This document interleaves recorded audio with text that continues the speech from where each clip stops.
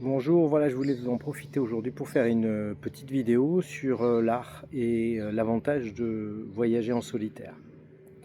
Avantage, inconvénient. De mon point de vue, je trouve intéressant de prendre du temps pour soi, de prendre du temps de recul par rapport à la vie quotidienne, qu'elle soit vis-à-vis de ses activités professionnelles, familiales, conjugales et autres. Juste histoire de se retrouver un peu, d'être confronté à soi au quotidien, 24 heures sur 24. Et puis de se mettre un peu à l'écoute. Alors c'est pas de l'égocentrisme exacerbé, c'est juste que de temps en temps, c'est bien de revenir à la source en fait, à ce dont j'ai besoin, ce à quoi j'aspire, et puis parfois être confronté même à la difficulté de choisir, la difficulté aussi de se retrouver parfois dans une forme d'ennui. Ça peut arriver parfois hein, de tourner un peu en rond. On a tellement l'habitude de faire des choses, d'avoir des compromis à deux, que là, ben, quand on se retrouve face à soi,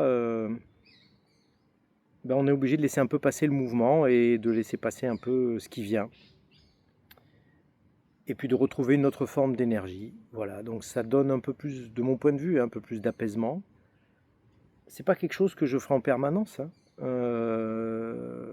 Parfois, on a tendance à me dire, dans mon entourage proche, ben, si tu aimes être seul, choisis ta route tout seul.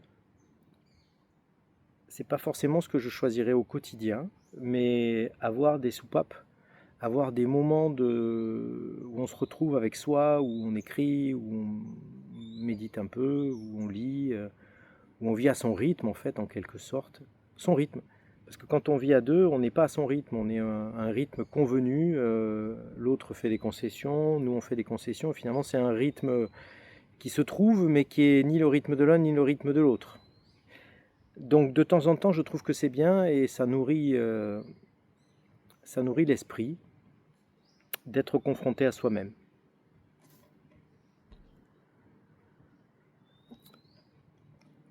On s'ouvre à ce qui vient, on s'ouvre à ce qui se présente, on choisit des opportunités de faire telle ou telle chose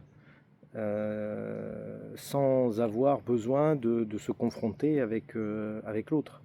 Et je lis un livre en ce moment d'ailleurs sur le Bouddha rebelle, et c'est exactement ce qu'il est en train de dire, ce Rinpoche, c'est de dire qu'il faut d'abord commencer par soi avant d'aller vers les autres. Et il dénonce que c'est pas de l'égocentrisme exacerbé, comme je le disais tout à l'heure. C'est juste prendre soin de soi pour pouvoir nourrir le soi et ensuite pouvoir être ouvert aux autres. L'un ne va pas sans l'autre. Je vais vous mettre un petit descriptif, enfin en tout cas le descriptif de ce livre que je trouve très bien à lire morceau par morceau, extrait par extrait. Si je le retrouve, il doit être par là.